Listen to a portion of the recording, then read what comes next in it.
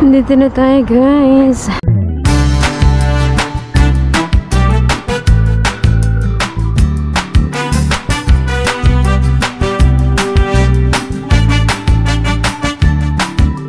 Good afternoon, guys. It's a very cold day today.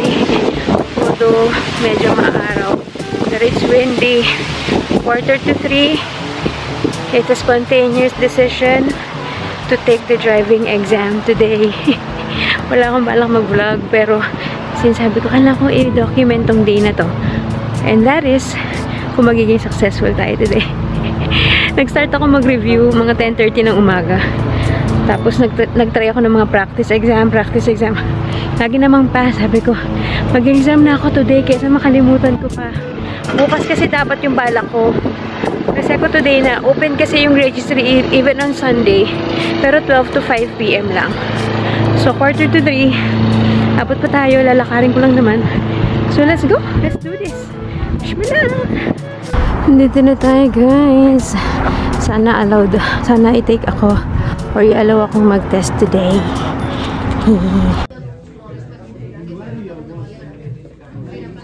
Guys. Sada tayo. Akalain mo yun. One take. And dire-diretso kasi 30 items yung exam. Tapos automatic siya. Pag kunyari, naka 25 ka na, automatic mag-stop na yung exam. Pero pag naka 6 mistakes ka naman, automatic mag-stop na rin yung exam. So, yun. Straight 25. Pasado. Walang mali. Diyos ko, Lord. 10 minutes ko lang tinake. Woohoo! I got my yung parang temporary license, which is good for 30 days. Tapos may darating na card mismo sa bahay. Just like daddy. So mamaya na natin pag-usapan to pag sa bahay. Okay? Okay, done tayong DQ. May tayong ice cream to celebrate. Pasalubong dun sa dalawa. Tsaka syempre, gusto ko din. Let's go! I'm home, guys. Hindi ko na i-vlog yung ice cream. Mabilisan ko kinain kasi matutunaw na yun. Ay. Sa legs ko. It's 5:15. Pero may kausap pa rin si daddy. 5 o'clock ang out na eh. Yeah, tapos magsisimba kami. 6 o'clock na mass. Kaya, higa muna tayo. We're waiting for daddy. So, ayun. Kwento ko na. Kwento ko na itong spur of the moment decision. So, ayun nga. Sabi ko, ang balak talaga is mag-aaral lang ako today, magbabasa ako today, tapos bukas ako mag-e-exam. Supposedly, dapat kami ni Sheena mag-e-exam bukas. Kaso, nakaschedule si Sheena ng airport welcome program, like I mentioned, or I've mentioned before. Today, si Chris at saka si Jen magkasama sa airport welcoming mga international students sa SAIT na ang flight today. So, may duration lang tong airport welcome program. Ako, personally, well, sa aming 5-6, sa amin, sa grupo namin, walang naka-experience nito kasi yung duration nung nung airport welcome program ni SAIT is either hindi pa nagsa-start or natapos na. Kasi dumating kami April 4, para nag-start sila mga second week.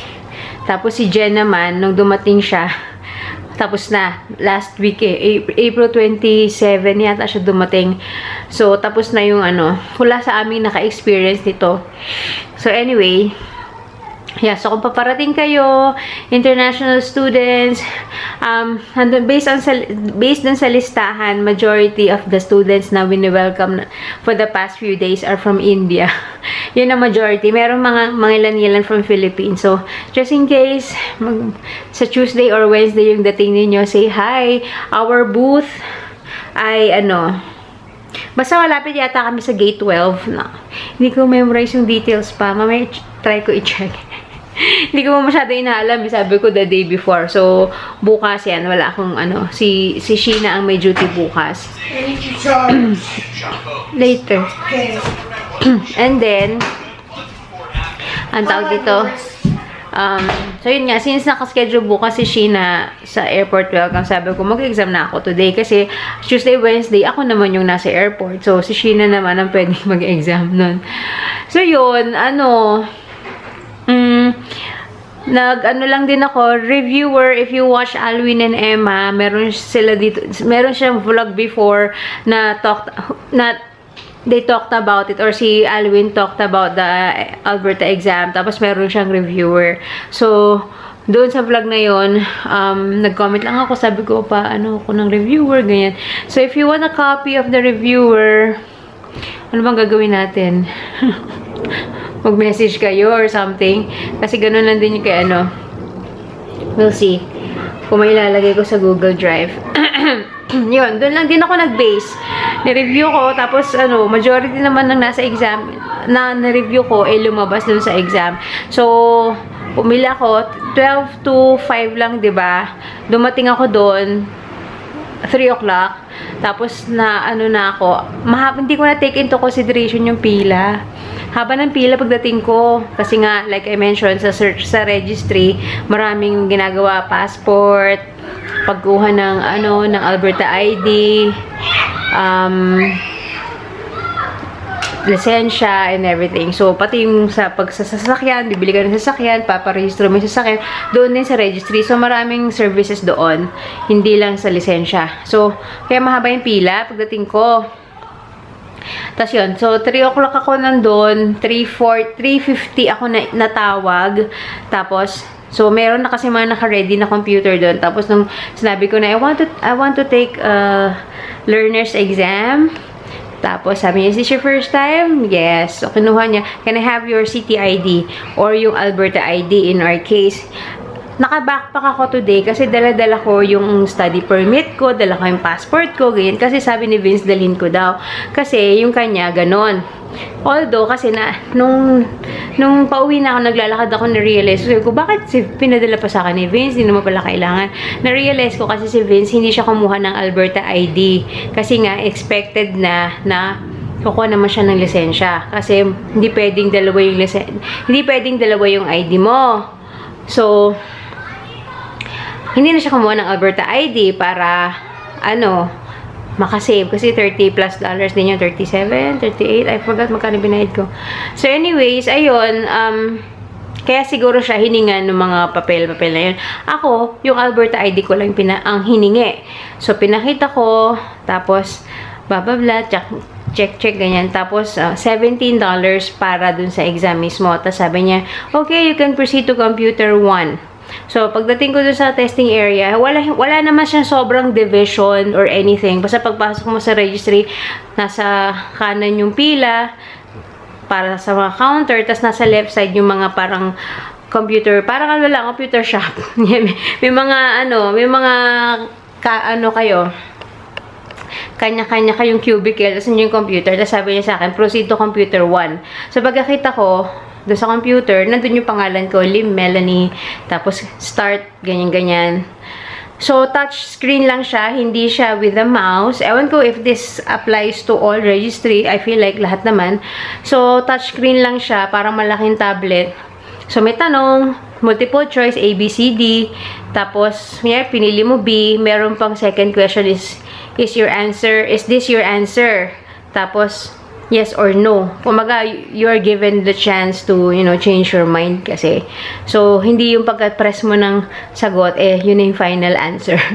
So, choose your answer, tapos confirm it with a yes or no. Tapos, pag ni-yes mo, makikita mo naman kaagad kung tama o mali yung sagot mo. So, lumalabas siya correct. Ganyan. Tapos, sa baba, makita mo, 6, kunyari, naka-anim ka na, 6 correct, 1 wrong, mga ganun. Makikita mo kasi yung parang status bar sa baba ng ano na yung nasasagot mong tama. Kasi nga, like I mentioned, 30 questions yung test. And kapag naka 25 answers ka ng correct, automatic mag-stop na yung exam. And at the same time, pag naka-anim ka ng mali, automatic mag-stop na rin yung exam kasi you only have you have to get 25. So, pag naka-anim kang mali, ibig sabihin, ba ma-perfect mo man yung 24, magsaka pa din. So, yun.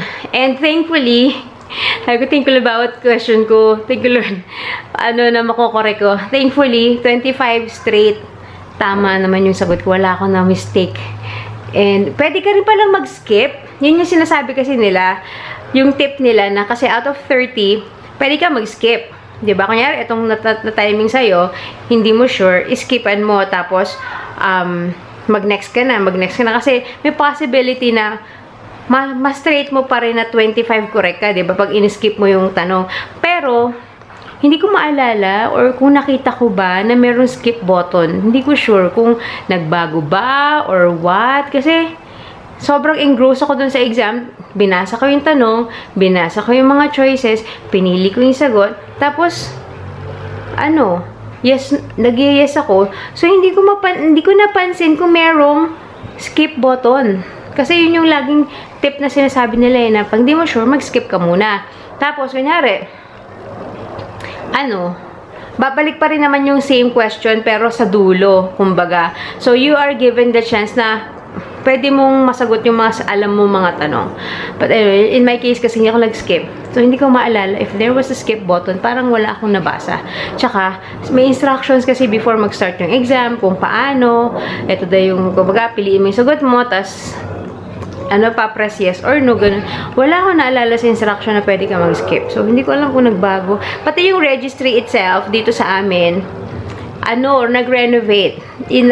Umayos ng itsura niya compared nung first time nagpunta kami dyan to get our Alberta ID. So, yun lang. So, hindi ko alam kung nag-renovate, tapos nagbago rin sila ng patakaran. I'm not sure. So, don't quote me on that. Pero kung meron skip din, much better. Ayun, so, nung natapos na ako sa exam, sabi dun sa board, pwede susa ng picturean, kaso hindi ko madukot yung cellphone ko sa bag. Gusto ko sa picture kasi makita mo na parang yung percentage, you pass, ganyan.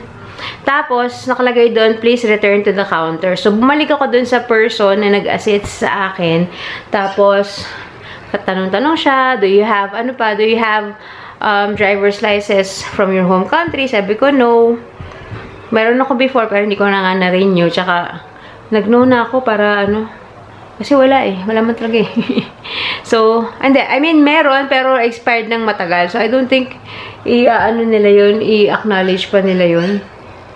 Tapos, tsaka gusto ko rin, okay lang yung 1 year. Kasi nga, so, ganito, meron na akong class 7. Ito yung nakuha ko. Yung papel kanina is just a temporary license. Kasi nga, darating yung card sa bahay, sa mailbox in 2 weeks. Roughly 2 weeks. Ganun din kay Vince. So, yun. Anyway, so if you're holding a class 7 license or learners, class 7, ito yung parang pinakamababa. So, you're not allowed to drive on your own or kailangan kung magdadrive ka, may kasama kang class 5, full class 5. Kung maga naka-pro sa atin. Ito, student permit. Parang ganon yung class 7. Parang naka-student permit ka. Kung magdadrive ka, kailangan meron kang kasamang naka-pro na license kung mga sa Pilipinas. Tapos, ayun. So, for me, since wala pa akong record ng driving history, I can only take the road test 1 year from now.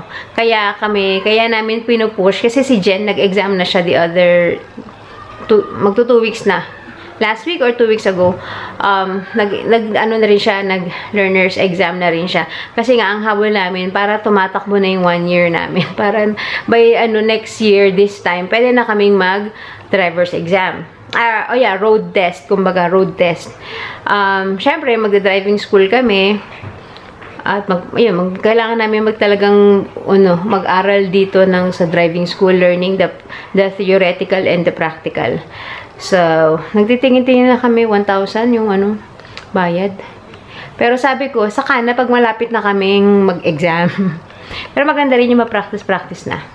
So, yun.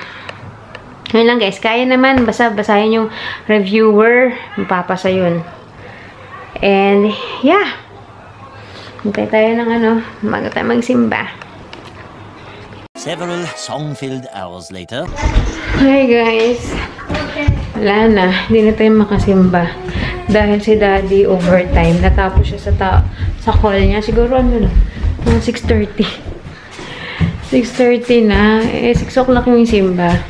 Tapos, pinramis dito sa mga to na I'm being student. I get to using go white pants. Yan.